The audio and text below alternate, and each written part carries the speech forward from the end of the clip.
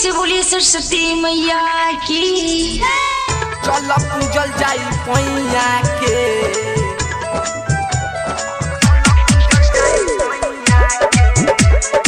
प्रेम से बोलिए सरस्वती मैया की।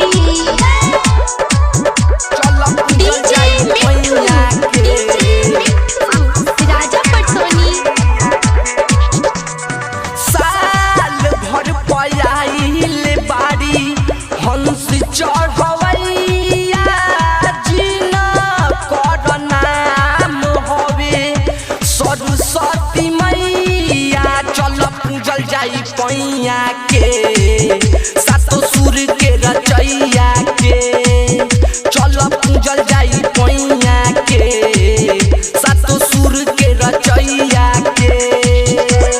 साल भर पयाइल बारी हंस चढ़वैया जीना कर नाम हवे सरस्वती मैया। चल पूजल जाई पैया के सातो सुर के रचैया के। चल पूजल जाई पैया के सातो सुर के रचैया के। डीजे मिट्ठू राजा पटसोनी बोलिए सरस्वती मैया की।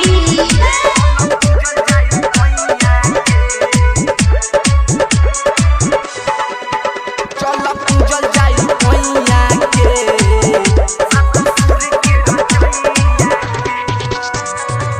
माई के माई बारी महिमा महान बा बतियाई सब केहू जानेला। सुर संगीत औरी विद्या के दाता हई सब केहू उनके के मानेला। सब केहू उनके माई के माई हई महिमा महान बा बतियाई सब केहू जानेला। सुर संगीत औरी विद्या के दाता हई सब केहू उनके के मानेला। सब दुख के उनका लागे मिलेला दवैया।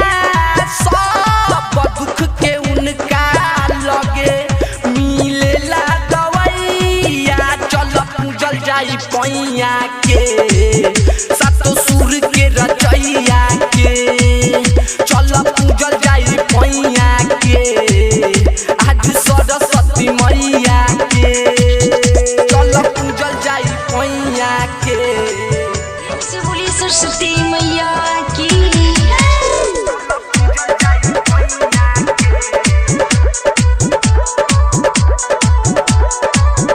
चल पूजल जाई पैया के राजा पटसोनी